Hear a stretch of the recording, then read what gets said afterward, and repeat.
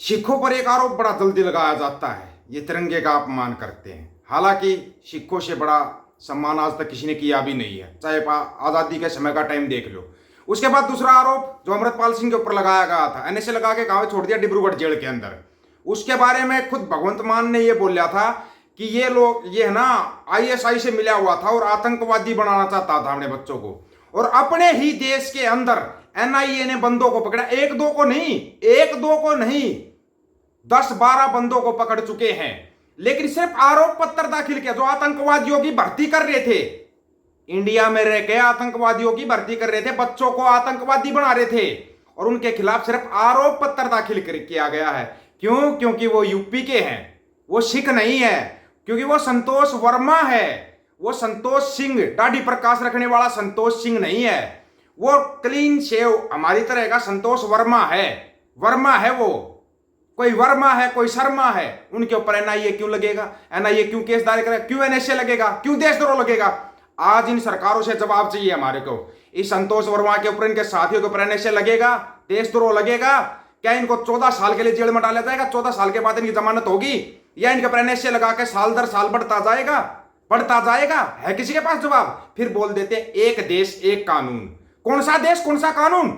एक और है वो गोबर खारिया, थोड़ा मुंह खोलना, चे पे करना कुछ, पे करना कुछ। क्यों? क्योंकि ये हिंदू हैं, सबसे बड़े काले चोर हैं सबसे बड़े। ये डिटेलमेंट देंगे आपको, पूरी डिटेलमेंट।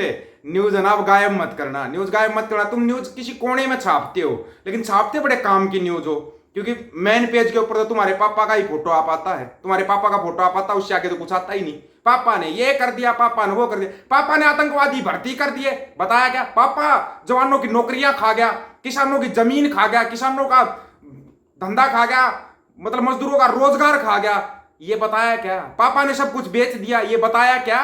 पै नहीं वार रुकवा दी। मणिपुर में क्या हो गया? मणिपुर का मैं बोलो, चाइना का चाहे बोलो, अगर ऐसी बात है तो सुनो थोड़ा ध्यान से। राष्ट्रीय जांच एजेंसी ने नक्सली गतिविधियों को बढ़ाने के लिए मामले में आरोपी बलिया निवासी संतोष के विरुद्ध लखनऊ स्थित विशेष कोर्ट में अनुपूर्वक आरोप पत्र दाखिल किया है। इस आरोप पत्र का भी सुनते जाना थोड़ा ध्यान से। संतोष पर आरोप है कि वह प्रतिबंधित संगठन सीपीआई माओवादी में नए युवकों को भर्ती करने में अहम भूमिका निभाता था। एनआई ने इसके पहले 4 अन्य आरोपियों के विरुद्ध आरोप पत्र दाखिल किया। वो कब आरोप पत्र दाखिल किया पता है? फरवरी में आरोप पत्र दाखिल किया। लेकिन वो ऐसे घूम रहे हैं, उनके ऊपर ना कोई एनएसए है, ना कोई देशद्रोह, कुछ नहीं है। अभी ये संतोष वर्मा है, इसके खिलाफ आरोप पत्र दाखिल किया है। हो सकता है अगले साल या इससे अगले साल, या कभी अगर संतोष वर्मा कहीं दगा कर दे, धोखा कर दे, तो इसके खिलाफ कार्रवाई होगी। उससे पहले कार्रवाई नहीं होगी। अब सुनो पूरी न्यूज को थोड़ा ध्यान से, उसके बाद बात करते हैं। संत जनरल सिंह भिंडरावाला खालसा के बारे में बोलते, वो देश तोड़ने की बात। ये क्या, ये देश तोड़ रहे हैं क्या? तुम्हारे हिंदू देश तोड़ रहे हैं क्या? ये हिंदू नहीं है क्या? संतोष वर्मा हिंदू नहीं है क्या? सुनो पूरी कहानी। राज्य ब्यूरो लखनऊ, राष्ट्रीय जांच एजेंसी एनआईए की जांच में सामने आया कि बलिया निवासी नक्सली संतोष वर्मा उर्फ संतोष की प्रतिबंधित संगठन सीपीआई माओवादियों में नए युवकों को भर्ती करने में अहम भूमिका थी। एनआईए ने नक्सली गतिविधियों को बढ़ाने के मामले में आरोपी बलिया निवासी संतोष के विरुद्ध लखनऊ स्थित विशेष कोर्ट में अनुपूर्वक आरोप पत्र दाखिल किया है। एनआईए ने मामले में इससे पूर्व 9 फरवरी को, डेट सुन लेना ध्यान से, अब क्या है, सितंबर अक्टूबर आने वाला है, 9 फरवरी को 4 अन्य आरोपियों के विरुद्ध आरोप पत्र दाखिल किया था। उसका क्या हुआ? कुछ नहीं हुआ उसका। वो आरोप पत्र दाखिल किया, छोड़ दिया, क्योंकि वो सिख नहीं थे, क्योंकि वो मुसलमान नहीं थे। बुरा लगता ना तो 1000 बार बुरा लगे तुम्हारे को, 1000 बार। सिखों के साथ तो पूरे राज्यों की पुलिस लगा देते, सीआरपीएफ बीएसएफ लगा देते। पता नहीं कितना बड़ा आतंकवादी था अमृतपाल, पता नहीं क्या कर रहा था, क्योंकि वो नशे छुड़वा रहा था युवाओं के, और ये नशे में भी डाल रहा है, आतंकवादी बना रहा है। आरोप पत्र दाखिल किया, एक का 4 का फरवरी में किया, इसका भी आरोप पत्र दाखिल किया। अगले साल सितंबर अक्टूबर में पता करेंगे क्या होगा, उससे पहले कुछ नहीं होगा। ये बाहर घूमेंगे और आतंकवादियों की भर्ती करेंगे। ये एटीएस की वाराणसी यूनिट ने 16 अगस्त 2023 को, कब? 16 अगस्त 2023 को अगस्त 2024 भी गुजर चुका है, खत्म हो लिया।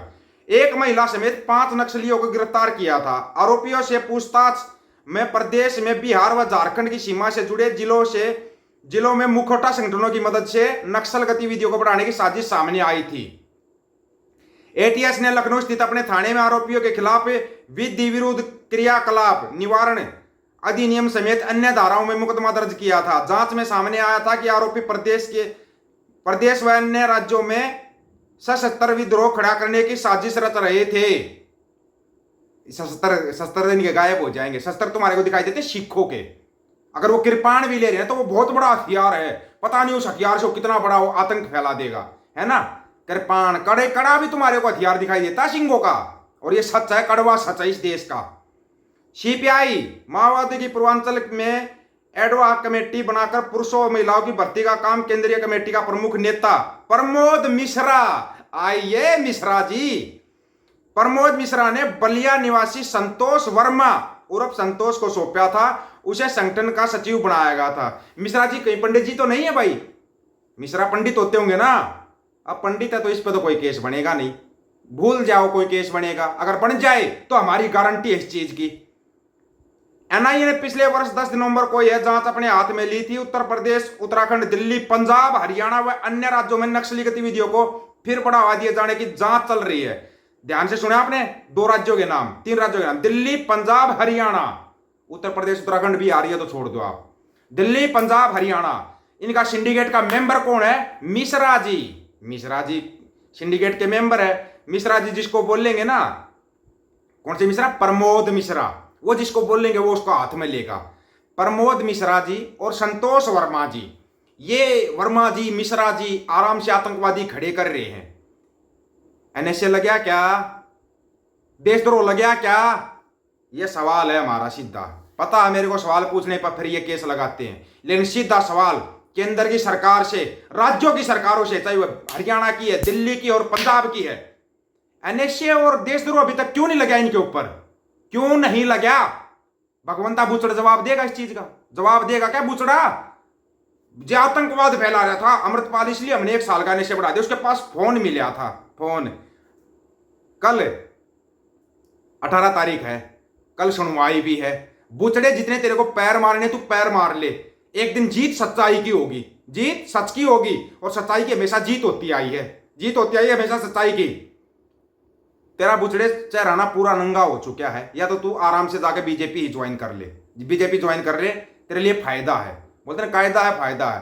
तेरा लल्ला भी ड्रामे कर रहा है, कल इस्तीफा दूंगा, ये करूंगा, फलान करूंगा, ढिमकान करूंगा, आज इस्तीफा दूंगा, ये कर दूंगा। ये लाले के ड्रामे। और तू तो नौटंकीबाज है ही। तेरा तो कहना ही क्या, तू तो नौटंकीबाज है। तू तो कुछ भी खा सकता है, पी सकता है, कुछ भी चाट सकता है तू। तेरा हम कुछ नहीं कर सकते क्योंकि तू बुचड़ है, एक बुचड़ा है, बहुत बड़ा बुचड़ा है तू पंजाब के अंदर। आप लोग क्या कहना चाहोगे भाई इसके बारे में? मिश्रा जी, वर्मा जी, कभी लगेगा एनएसए, कभी लगेगा देशद्रोह, या वो देशद्रोह दीपक फौजी के लिए बनाया गया और एनएसए अमृतपाल और उसके साथियों के लिए बनाया गया है? ये सीधा सवाल, डायरेक्ट सवाल है केंद्र सरकार से और राज्य सरकारों से। देशद्रोह एनएसए ऐसे लोगों के ऊपर क्यों नहीं लगता? आप लोगों की क्या राय है इसके बारे में? अपनी राय रखना दोस्तों, आपकी राय का इंतजार रहेगा। सभी साथियों को राम राम, नमस्कार, आदाब, सत श्री अकाल। वीडियो को ज्यादा से ज्यादा शेयर, चैनल को सब्सक्राइब और बेल आइकन को जरूर दबाना दोस्तों। ऑफिशियल दीपक फौजी यूट्यूब चैनल। बात हक और सच की करेंगे, हक सच की बात हम करेंगे। वीडियो को शेयर करने की जिम्मेवारी आप लोगों की। गज के आखो, वाहिगुरु जी का खालसा, वाहिगुरु जी की फतेह।